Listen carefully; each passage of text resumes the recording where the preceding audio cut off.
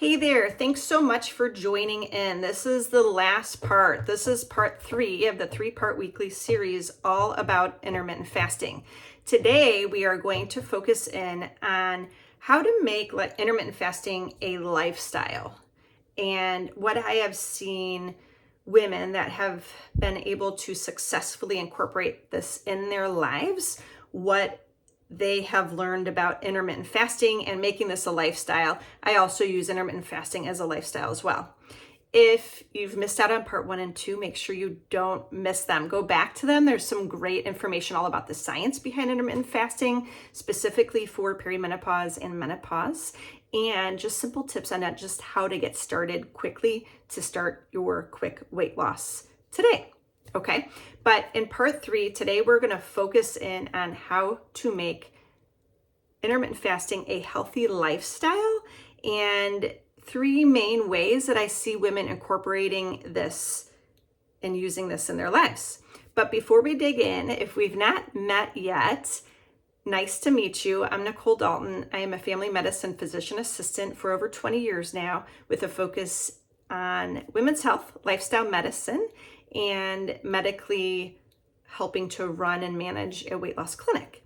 But last year, I pivoted my career and I am now a women's weight loss coach. I specifically work with women 35 and older to help them lose weight. And I do this simply by using real food, but helping to teach them how to balance this in their day-to-day busy lives, but you're just using real food to balance off our hormones to create weight loss in this phase in life, because weight loss is different for women 35 and older.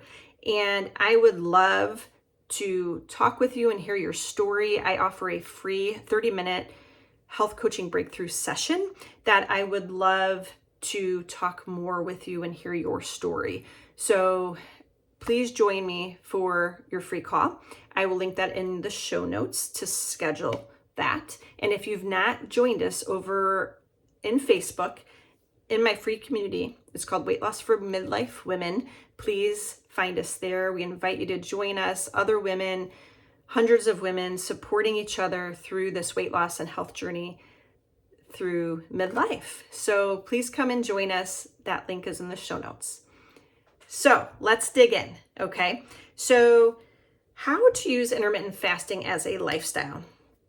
The first thing, I just have 3 things. This will be a quick video today. So the first thing is just being flexible, understanding that intermittent fasting can be as flexible as you want it to look in your life. Remember that you have to fast for at least 12 hours to get the benefits of intermittent fasting, but you can pick, if you're using a 16/8 intermittent fasting schedule, you get to decide that day what 8 hours of that day you're going to eat, okay? The more consistent you are with it and just make it a routine and habit, then it just gets to the point you don't have to think about it anymore. But you can also be very flexible with it, okay? So for example, on the weekends, I like to cook a big breakfast, and my husband Ryan and I, we have three boys that are growing boys, and they're always hungry.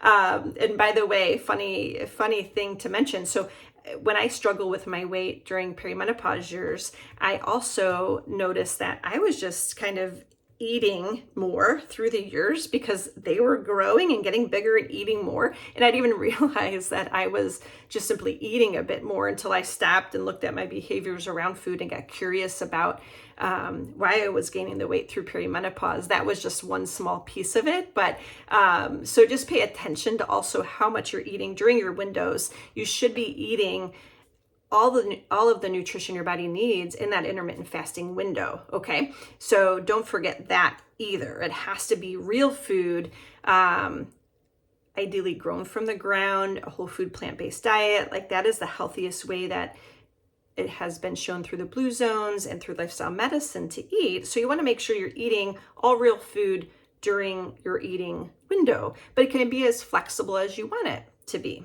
You can try intermittent fasting 2 days a week or 1 day a week, or you can intermittent fast every day of the week, except just be careful around your menstrual cycles. That's the next point I want to get to. So how women are creating intermittent fasting as a weight loss tool, just as a lifestyle too. So often I work with clients who lose weight and love the way they feel when they're intermittent fasting. They continue this as a lifestyle. And this is so very common to see.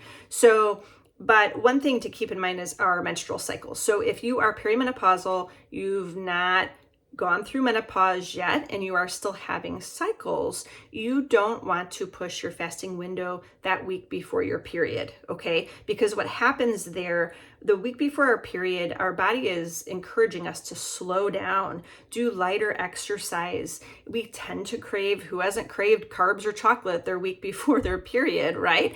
And it's because our body is encouraging us to slow down, okay? So what happens if we try to intermittent fast the week before our period, it just stresses our body a bit more, can cause those cortisol levels to spike up a little bit more, and that raises the insulin a bit more, and it just makes it harder to lose weight. We don't want to put added stress on our already stressed out bodies through perimenopause, and we want to reduce that inflammation in this higher inflammatory phase in our life as it is. So a good book, a good resource is Fast Like a Girl by Dr. Mindy Peltz.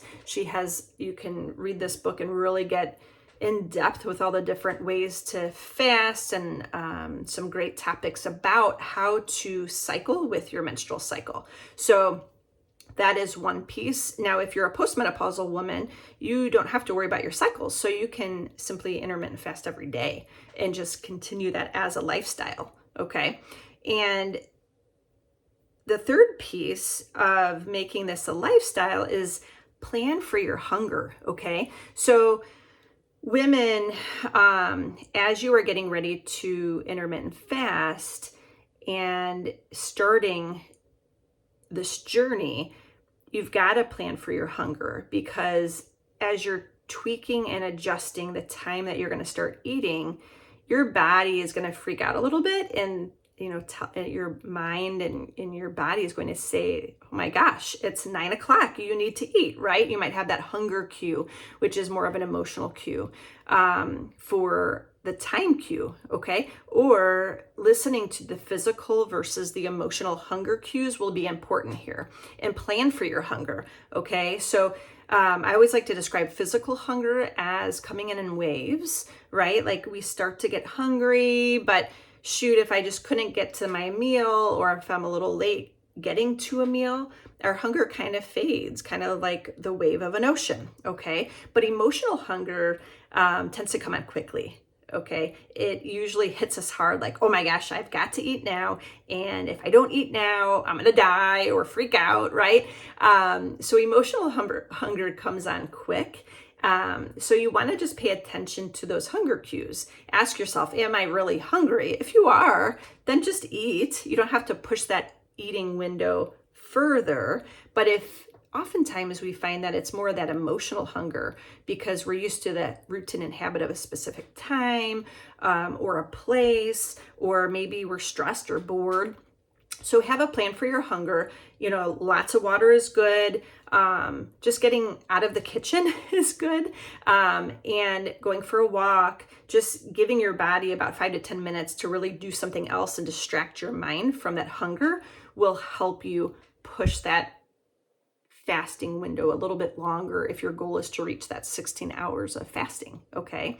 So that was the 3 main tips. Those are simple, those are basic. I have a few women that I want to talk about that I've worked with as clients to give you some examples. So I have one woman that has lost 60 pounds, and that we have worked together, and she has used intermittent fasting for years, and she has lost 60 pounds, and she is now exploring intermittent fasting and using different methods of fasting to push those fasting windows even longer. 24-hour fast, 36-hour fasts, and there's some benefits there. I've never been interested in pushing my fasting window beyond 16 hours. But that is something that a lot of women will play around with, is pushing those fasting windows out even further. So that could be something to explore.